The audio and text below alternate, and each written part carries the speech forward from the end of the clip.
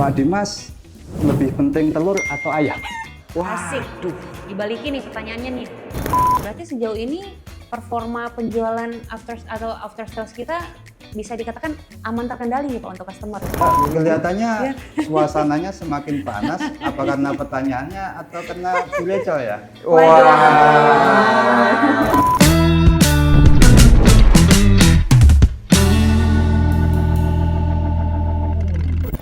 Yes, Rachel. Yes, Mas Dim. Apa kabar? Sehat? Iya, Apa kabar Mas Dim? Alhamdulillah baik. Alhamdulillah. Padahal kita sering ketemu ya setiap hari ya. Everyday ya. Ya, basa-basi aja sih sebenarnya ya.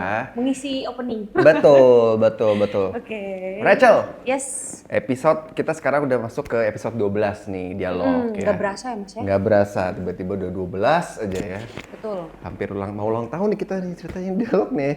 Oh, Udah 12 iya kan. bener. Dialog ulang tahun, anniversary. Betul. Nah, episode kali ini tentunya pasti daging banget, Cel. Pasti. Karena biasanya kalau di dunia pemasaran nih ya, kayak jual beli nih biasanya nih, kalau motor mobil tuh biasanya ada after sales-nya. Betul.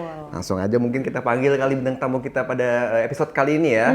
Please welcome, ini dia Bapak Erwan dan Pak Haryanto. Selamat datang Bapak-bapak, Pak Erwan, Pak Haryanto. Selamat datang di dialog. Yes, Bapak baru kali ini mampir perdana ke studio kita? Iya. Baru kali ini ya. Pak Erwan baru Haryanto. perdana? Pertama kali. Pertama kali. Pak Erwan aja yang di HO baru first time, apalagi Pak Haryanto yang di BSD ya. Ini Iya. jauh-jauh dari BSD nih ya, Betul. menyempatkan waktu hari ini. Cel, Luar biasa. lo tau nggak sekarang hari ini hari apa? Hari apa nih ya? Selasa? Salah. Apa tuh? Hari inilah Haryanto. Nggak salah sih, nggak salah. Ya. Pak Haryanto, punten ya Pak. Betul-betul, ya Mas Dim, spesial Yes. banget ya hari ini ya. Seperti yang lo bilang di awal, emang daging episode kali ini. Karena ya lagi-lagi kita selalu mendatangkan narasumber yang bukan kaleng-kaleng tentunya ya. Pasti. Berbobot Betul, tentunya. setiap episode ada dagingnya tersendiri. Ada nih. dagingnya tersendiri. Nah, daging kali ini Mas Dim, kita bersama Pak Erwan dan Pak Haryanto akan bahas terkait after sales. Betul. Karena mungkin orang awam mikirnya perjalanan pelanggan selesai setelah membeli unit. Yes, Padahal betul. perjalanan sesungguhnya baru mulai ketika unit beroperasi. Betul ya Bapak-bapak ya? Betul ya. Nah, Riset banget Rachel. sekarang kita asik. Keren. Orang bener gue. Yoi, keren. Oke, sekarang. Terima kasih support. Sekarang. Oke, kalau begitu saya penasaran nih Bapak-bapak, Pak Haryanto dan Pak Erwan, terkait after sales sendiri. Sebenarnya apa sih yang dimaksud after sales di industri alat berat, Pak? Oke, Rachel. Saya itu tertarik dengan 12 tadi ya. Oke. 12 tahun itu kalau anak udah lulus SD, cukup lama ya perjalanan kita ya. Lama, Pak. Sebenarnya 12 bulan sih, Pak. 12 bulan, 12 tahun, Pak. Saya sampai mikir loh, Pak. Tapi mudah-mudahan sampai 12 tahun, bahkan Amin, lebih ya. Amin. Doa. Dilanjut Pak Erwan, tadi gimana tuh? Apa sih sebenarnya yang dimaksud dengan layanan after After sales, sales. khususnya di alat berat, Pak? Oke. Kelihatannya Pak Haryanto nih pakarnya ini ya mengenai after sales ya. Ya, saya bukan pakar sih, cuman tahu aja. Jadi kalau after sales, ya sesuai namanya berarti kaitannya sama support ya. Jadi layanan setelah penjualan unit. Jadi itu rangkaian support atau layanan yang diberikan kepada pelanggan yang sudah beli unitnya. Kalau misalnya kita beli mobil, itu kan habis itu ada yang servisnya berkala, ganti oli, ganti filter dan lain-lain. Nah itu juga terjadi di alat berat. Jadi setelah beli unit, tentunya ada perawatan yang harus dilakukan. Kalau yang dilakukan oleh customer sendiri, itu perawatan yang sederhana, misalnya pemeriksaan, itu ada bagiannya, ada detail-detail yang harus dilakukan customer, ada yang harus melibatkan distributor atau dealer, gitu. Oke, kalau untuk Altrac sendiri Pak, karena kan seperti yang Bapak bilang tadi, ada after sales yang bisa dilakukan customer sendiri, sama ada yang memang harus kita turun tangan langsung nih as a distributor. Altrac sendiri untuk after sales-nya seperti apa nih Pak? Ini yang menarik Rachel. Perusahaan kita ini kan perusahaan yang cukup lama. Kita sudah punya segalanya ya. Kita bicara after sales itu, kita sudah punya layanan itu, kalau orang bilang kita dari hulu sampai hilir. Kalau anak-anak bilang itu kita punya A sampai Z. Yang pertama itu pasti kita punya spare part yang ready. Dengan 50 cabang seluruh Indonesia itu sudah sesuatu prestasi ya. Yang kedua kita punya layanan servis, kita punya layanan dukungan teknis, kita juga punya warranty yang jelas, serta kita juga punya beberapa customer yang mungkin butuh kontrak servis. Bahkan ketika customer itu bisa melakukan perawatan sendiri terhadap unit, kita semakin suka. Kenapa? Ketika customer itu sudah punya mekanik yang memadai, mekanik yang capable, kita nggak perlu lagi meng-hire teknisi-teknisi yang begitu banyak.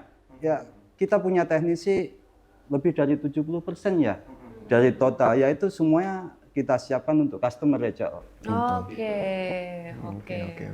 Berarti memang ada teknisi-teknisi yang khusus untuk melayani after sales ini ya, Bapak-bapak ya. Oke. Iya. Terus gini Pak, saya pernah dengar tuh, ya karena mungkin ya saya pakai motor, operasional saya sehari-hari, terus ada mobil juga. Saya pernah dengar bahwasannya ada yang bilang nih, after sales itu lebih penting dari sebuah penjualan unit.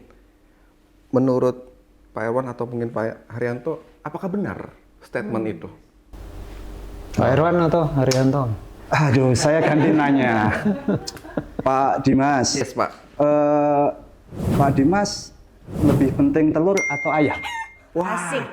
Dibalikin nih pertanyaannya nih, Dimas. Saya lebih penting ayam. Lebih penting ayam. Oke. Sebetulnya sih kalau saya lebih suka telur. Lebih suka telur ya Pak ya? Jadi begini, ini hanya sebuah ini ya, apa itu, apa istilahnya, perumpamaan saja. Artinya analogi ya, analogi. Ketika kita bicara lebih penting mana jual unit atau lebih penting mana itu mengenai after sales ya, itu sebetulnya semuanya saling berkaitan. Karena begini, unit kita kan unit cukup mahal. Ketika kita tidak siapin after sales yang bagus, unit yang mahal itu akan cepat rusak. Tapi ketika kita siapin after sales yang bagus, kita mengharapkan semua customer itu usianya panjang. Sehingga antara jual unit sama after sales itu saling mendukung. Jadi tidak ada yang lebih penting yang mana. Seperti itu sih Pak Dimas. Mungkin Pak Haryanto ya menambahin. Ya, jadi baik penjualan unit maupun after sales itu keduanya saling mendukung. Karena keduanya itu berhubungan sama bisnisnya Altrac. Bisnisnya Altrac itu bukan cuma jual unit saja, tapi juga mensupport customer. Karena kan sesuai dengan moto kita your total partner. Artinya total partner untuk customer, baik untuk unitnya maupun perawatannya. Dengan di situ kita bisa bangun bisnis bersama. Kita terbangun dengan customer yang punya unit, dan customer yang punya unit kita juga terbantu bisnisnya mereka dengan supportnya kita. Oke. After sales dan juga pembelian unit ini saling berhubungan ya. Memang yang mengiringi umur si unit ya harus di maintenance gitu ya dengan after sales gitu ya. Nah kemudian bagaimana nih Bapak-Bapak terkait dengan after sales yang dapat membantu meningkatkan uptime alat berat pelanggan? Gimana nih menurut Pak Erwan dan Pak Haryanto? Oke, Pak. Saya, oke. After sales itu akan membantu performa unitnya yang sudah dimiliki oleh customer untuk bekerja sesuai dengan umur yang ditentukan oleh pabrikan, oleh prinsipal. Jadi eh, si after sales ini akan berperan untuk membantu si customer supaya unitnya itu mencapai dengan umur yang sudah dirancang. Kalau kita itu mempunyai suatu rencana, tentunya ada support yang harus diberikan. Kita harus melakukan A, B, C, D, E, dan seterusnya. Nah, itu juga terjadi di alat berat. Alat berat misalnya dirancang untuk bekerja selama 5 tahun tanpa masalahnya istilahnya tanpa downtime yang terlalu lama.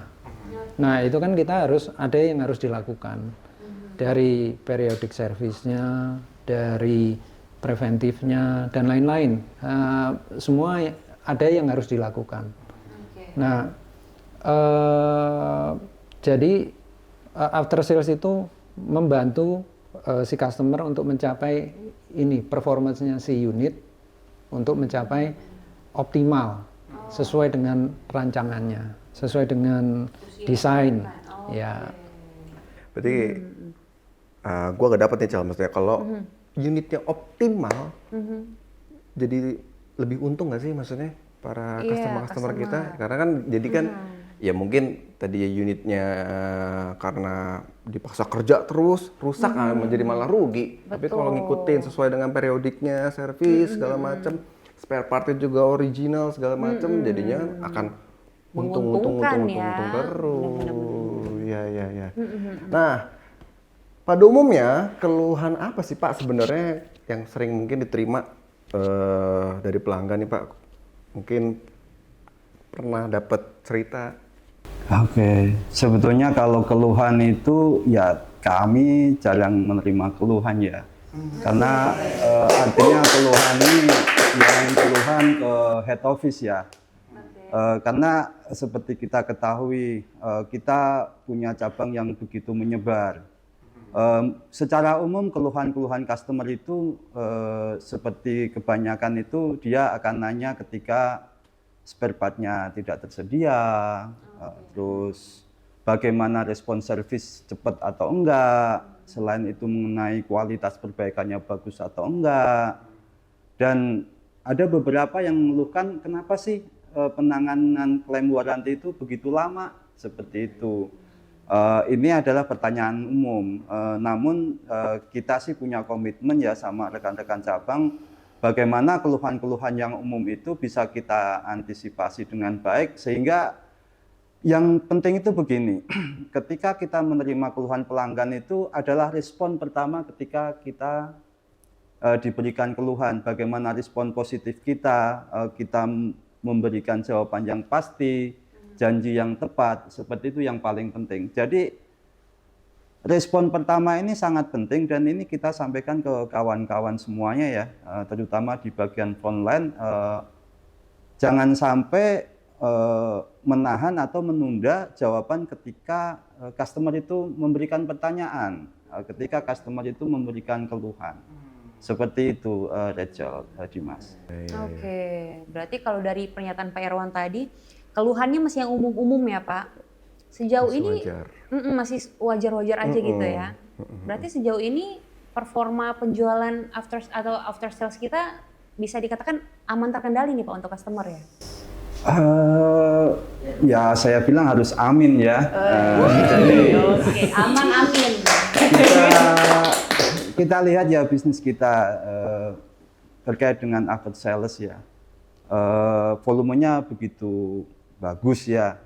Kalau kita bandingkan mungkin dengan dealer yang lain ya, kita itu kan punya moto ini ya, hampir one stop shopping gitu. Nah, salah satu one stop shopping itu apa sih? Beberapa customer itu melihat kita itu seolah-olah bisa lakukan apapun. Nah, ketika kita jualan traktor, mereka akan tanya, Altrek punya ban enggak? Ya sudah kita siapin ban, walaupun jualan ban itu bukan bisnis utama, tapi kita siapkan untuk mendukung beberapa pertanyaan customer. Demikian juga kita siapin oli, kita siapin radiator dan lain sebagainya. semuanya itu kita pengen menciptakan bahwa ketika Mr. Customer itu tanya, Altrac ada atau enggak sih? Iya. Kita selalu ada. Oh, Nah, kira-kira One stop seperti shop. itu. semuanya tersedia ya Pak? Semua Betul. tersedia. Luar biasa. Oke. Ya, ya, ya, ya. Unit tersedia, after sales tersedia. Nah, kalau ngomongin spare part nih Pak Erwan sama Pak Haryanto kan di menghandle spare part ya, after sales ya. Yang Altrac jual pasti genuine ya Pak ya, pasti ya. Nah saya penasaran nih sebagai orang awam, customer yang menggunakan atau nggak perlu sebut customer ya, maksudnya kayak pengguna, user yang menggunakan non genuine parts berpengaruh nggak sih Pak untuk unit? Kalau penggunaan non genuine itu gini, ada spare part genuine sama non genuine. Kalau genuine, dia spesifikasinya sudah sesuai dengan peruntukannya. Jadi desainnya si spare part mendukung desainnya si unit. Entah itu engine-nya, entah itu unitnya. Sedangkan kalau non genuine, dia akan membangun berdasarkan ukuran yang sudah ada dari genuine. Tapi spesifikasi dalamnya kita tidak tahu. Artinya begini, bagian misalnya kita ngomong engine, bagian engine tertentu itu belum tentu punya umur yang panjang, karena dia memang dikorbankan. Bisa jadi seperti itu. Ambil contoh misalnya bearing. Bearing itu yang ada di crankshaft.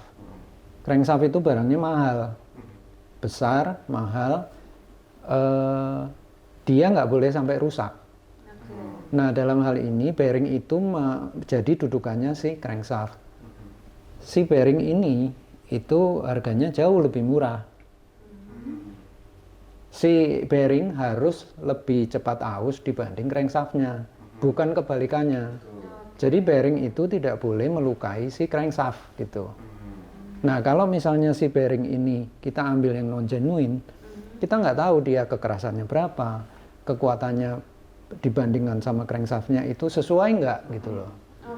Nah kalau non genuine kita pakai mungkin selisih beberapa ratus ribu untuk bearingnya, tapi dia bisa melukai si crankshaft yang harganya ratusan juta gitu. Jadi penting untuk diketahui bahwa non genuine itu spesifikasinya kita nggak tahu.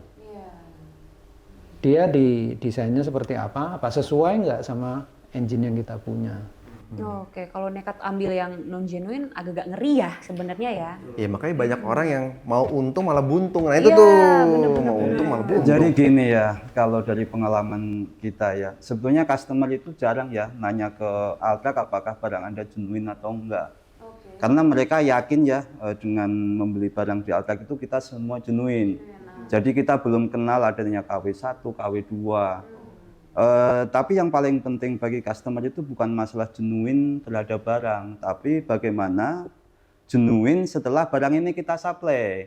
Apakah barang itu punya garansi yang resmi, berapa lama warrantinya, apakah setelah mereka beli itu kalau mereka kesulitan pemasangan apakah Altrac itu bisa menyediakan teknisi. Hal-hal yang itu yang sebetulnya menjadi patokan ke customer ketika bicara mengenai genuine part ya, seperti itu. Terus ini bebas ya, mau Pak Erwan atau Pak Haryanto ya. Saya punya pertanyaan, sebenarnya ketersediaan spare part itu menjadi sebuah faktor yang paling penting nggak sih Pak di dunia alat berat Pak? Di beberapa segmen customer kita itu menjadi sangat kritis. Karena saya ambil contoh misalnya mining, mereka diukur performance-nya berdasarkan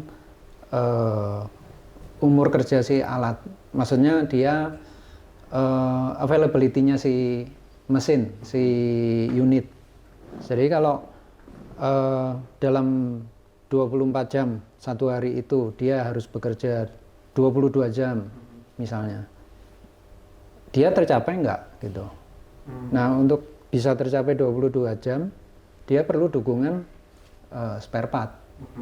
Nah itu jadi sangat kritis. Dia nggak boleh, misalnya performanya nggak boleh kurang dari 90% misalnya. Nggak boleh kurang dari 20 jam. Ya artinya ketersediaan spare part di situ sangat penting. Atau misalnya di data center, ini bukan mining, jadi data center. Data center itu genset kita itu cenderung untuk standby, untuk backup. Apalagi sekarang kan menyala bergantian ya. Ya, jadi artinya ketersediaan power cadangan itu jadi sangat kritis, krusial. Jadi di situ si pemilik data center itu juga mengharapkan kita merespon dengan cepat kalau ada sesuatu yang diperlukan. Nah di situ berarti spare part memang sangat kritis. Kelihatannya pertanyaannya semakin tajam ya, Bu. Monggo loh Pak, diunjuk. Iya monggo Pak. Kelihatannya suasananya semakin panas, apa karena pertanyaannya atau karena Bu Rachel ya? Nah, untuk bagian ini di-cut atau ditampilin aja Pak? Aman tayang apa? Oke, aman tayang berarti. Takutnya nggak bisa diundang lagi nih ya kan? Ya, repot. Dan kamu nggak usah ikut gitu nanti. Ngeri ya. Iya. Oke, bapak-bapak relax aja. Kita masih tetap ada beberapa pertanyaan lagi ya. Betul. Oke, itu menjawab Mas Dim pertanyaan Menjawab banget sih. pertanyaan Mas Dim Menjawab tadi banget, ya. Oke. Nah, sekarang saya punya pertanyaan lagi nih Pak buat Pak Haryanto dan Pak Erwan terkait melihat tantangan logistik di Indonesia sekarang ini, Pak. Ada nggak sih strategi khusus tim spare part dalam memastikan ketersediaan suku cadang nyampe tepat dan cepat di lokasi terpencil misalnya nih, ada customer yang butuh tapi terpencil banget nih. Nah, apakah ada kesulitan dengan logistik Indonesia saat ini kondisinya atau bagaimana nih Pak? Ya, itu ya memang logistik atau distribusi ya. Di Indonesia itu memang tantangannya besar. Karena kita itu terdiri dari banyak pulau, ribuan pulau. Beda misalnya sama Australia, itu dia satu benua daratan semua. Atau Amerika daratan semua, atau China itu daratan besar sekali. Ya, sementara kita daratannya banyak disatukan oleh lautan. Yeah. Nah, berarti kan kita waktu distribusi pilihannya dari laut. Sementara kondisi distribusi untuk laut itu waktunya jauh lebih lama dibandingkan kalau perjalanan darat. Dengan kondisi ini kita pastinya harus punya perencanaan yang lebih awal. Oke. Jadi itu yang selalu kita ingatkan ke teman-teman di cabang. Kalau mereka punya rencana, misalnya sekarang bulan ini, dia ada rencana di bulan September. Pak, saya mau off-road di bulan September. Nah, kita siapin dari sekarang supaya semuanya itu bisa datang waktu dibutuhkan. Nah, itu jadi dari perencanaan di awal, lebih awal. Lalu habis gitu nggak berhenti di situ, tapi harus sama-sama dipantau, dimonitor. Ini sudah berjalan sampai mana, statusnya sampai mana, barang-barangnya itu sampai mana. Itu juga otomatis melibatkan penyiapan manpower yang mengerjakan nantinya. Lalu kalau sudah barangnya datang, ya harus dilanjutkan eksekusinya gimana. Ya itu yang nggak boleh terlupakan. Jadi dari perencanaan sampai akhir. Waktu sudah pelaksanaannya pun kita juga jangan lupa kita nagih ke customer. Kita sudah selesai melakukan. Ya itu jadi satu rangkaian, bukan cuman perencanaan saja, bukan cuman penyiapan saja, bukan cuman pengirimannya saja, tapi itu satu kesatuan yang harus berkelanjutan. Dan itu nggak berhenti hanya satu pekerjaan saja, tapi pekerjaan berikutnya juga harus dipersiapkan lagi dengan proses yang sama. Begitu ceritanya. Matang banget preparationnya ya. Ada pertanyaan, mungkin di luar dari skripnya. Saya sebagai awam nih Pak, kira-kira kalau soal-soal begini-begini nih Pak, khususnya spare part gini, sama isu-isu global, kayak misalkan yang kemarin kita tahu lah ya, itu ngaruh nggak sih Pak? Yang kemarin itu yang di Timur Tengah ya, sama yang di Rusia, Ukraina, ya jelas pengaruh. Karena sekarang itu jadi istilahnya kan global ya. Artinya kejadian di satu bagian di dunia ini akan punya pengaruh ke tempat lain. Mau kecil mau besar pasti akan punya pengaruh. Kayak misalnya waktu awalnya di Eropa itu ada konflik di sana. Salah satu negara yang berkonflik itu kan menghasilkan pengekspor biji besi, sumbernya besi. Nah, sementara industri yang Altrag terlibat di sini itu memerlukan banyak besi. Artinya prinsipal kita yang memerlukan itu. Nah, di situ berarti prinsipal kita ada ada riak gitu loh dalam supply chain-nya mereka. Ya otomatis impact-nya ke kita juga. Atau misalnya yang baru kejadian di Timur Tengah dari bulan Maret ya, akhir Februari. Nah itu lalu lintas jelas terganggu, lalu lintas laut di daerah sana. Itu akan berefek sama supply chain-nya si prinsipal. Ya efeknya ke kita lagi. Begitu. Jadi itu pasti akan berakibat. Terdampak ya Pak ya. Atau kita ngomong yang mundur lagi, COVID. Ya itu COVID banyak industri manufaktur yang tutup. Padahal manufaktur itu mensuplai ke prinsipal kita. Ya efeknya ke kita lagi. Gitu. Jadi semua kejadian sekarang itu saling terhubung karena memang istilahnya perdagangan itu sudah global, saling terhubung. Gitu. Ih, mudah-mudahan damai deh nih dunia ya, supaya semuanya lancar gitu loh. Aduh. Betul, ngaruh ke semuanya ya. Iya, bener, nggak Karena kepikiran gua belum tadi. nikah lagi. Apa hubungannya ya? Oke, ini IG-nya ya, ini IG-nya, baik. Intermezzo. Iya. Iya bapak-bapak, memang luar biasa topik kali ini ya, Mas Yes. Dimas ya. Kita ngomongin banyak hal terkait after sales yang memang ternyata sebegitu krusialnya untuk betul. Altrag sendiri ya, melayani customers dengan after sales-nya. Nah saya penasaran nih Mas Dim, saya pengen minta satu mantra nih dari bapak-bapak. Apakah bapak-bapak punya mantra tersendiri, mantra-mantra khusus atau prinsip utama dalam mengelola spare part dan layanan after sales yang wajib generasi penerus atau generasi yang akan datang pegang teguh? Kalau dari Pak Erwan nih Pak, apa kira-kira mantra? Kalau mantra itu Pak Erwan ahlinya. Pak Erwan. Mantra banyak mantra dia. Oh gitu ya. Iya. Jadi dalam mengelola after sales ya, kalau saya lebih cenderung itu bagaimana menjaga relasi dengan pelanggan. Jadi semakin kesini kalau kita bicara mengenai alat semakin banyak. Ada yang dari US, ada yang dari Eropa, ada dari Cina. Penjualnya pun juga sangat banyak. Artinya customer itu punya pilihan yang banyak juga. Tapi tidak semua penjual alat itu mempunyai sesuatu yang banyak pula. Yang saya bilang kenapa Altrag itu unik. Altrag itu mempunyai 50 cabang dan itu selalu kita bicarakan ya 50 cabang itu adalah suatu yang banyak ya, hampir di semua provinsi kita ada.